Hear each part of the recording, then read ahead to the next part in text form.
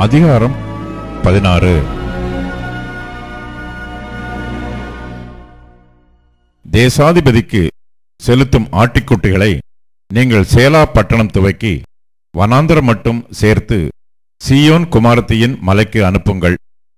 இல்லாவிட்டால் கூட்டை விட்டு துரத்தப்பட்டு அலைகிற குருவியைப் போல மோவாபின் குமாரத்திகள் அர்னோன் நதியின் துறைகளிடத்தில் இருப்பார்கள். நீ ஆலோசனை பண்ணி நியாயம் செய்து மத்தியானத்திலே உன் நிழலை இரவைப் போலாக்கி துரத்தப்பட்டவர்களை மறைத்துக்கொள். ஓடி வருகிறவர்களை காட்டிக்கொடாதிரு. மோவாபே, துரத்திவிடப்பட்ட என் ஜனங்கள் உன்னிடத்தில் தங்கட்டும்.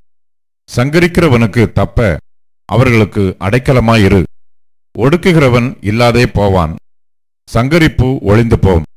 மிதிக்கிறவர்கள் தேசத்தில் இராதபடிக்கு அழிந்து போவார்கள். கிருபையினாலே சிங்காசனம் ஸ்தாபிக்கப்படும்.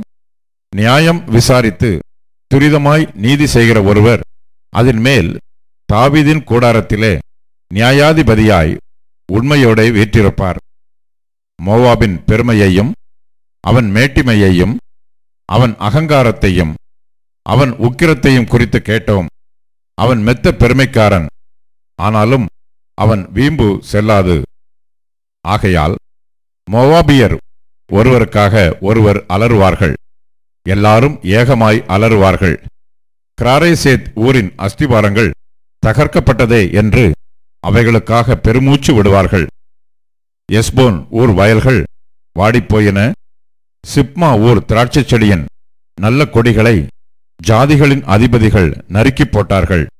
அவைகள் யாசேர் மட்டும் சென்று வனாந்திரத்தில் படர்ந்திருந்தது. அவைகளின் கொடிகள் நீண்டு கடலுக்கு அப்பாலே எட்டியிருந்தது. ஆகையால் யாசேருக்காக அழுதது போல சிப்மா ஊர் திராட்சை செடிக்காகவும் மிகவும் அழுவேன். எஸ்போனே, இலையாலேயே உனக்கு என் கண்ணீரை பாய்ச்சுவேன். உன் வசந்த காலத்து பழங்களுக்காகவும் உன் திராட்சப்பழ அறுப்புக்காகவும் ஆரவாரிக்கிற சந்தோஷ சத்தம் விழுந்து போயிற்று. பயிர் வெளியிலிருந்து சந்தோஷமும் களிப்பும் அற்றுப்போயின. திராட்சைத் தோட்டங்களில் பாடலும் இல்லை, ஆர்ப்பரிப்பும் இல்லை. ஆலையில் ரசத்தை மிதிக்கிறவனும் இல்லை. சந்தோஷ ஆரவாரத்தை ஓயப் பண்ணினேன். ஆகையால் மோவாபின் நிமித்தம் என் குடல்களும் கிராரேசின் நிமித்தம் என் உள்ளமும் சுரமண்டலத்தைப் போல தொனிக்கிறது.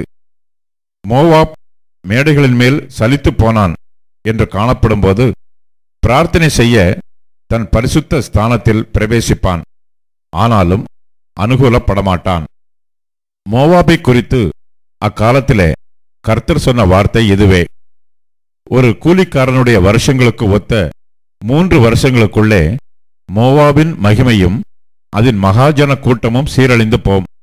அதில் மீதியாயிருப்பது மிகவும் சிறிதும் அற்பமுமாயிருக்கும் என்று கர்த்தர் இப்பொழுது சொல்லுகிறார்.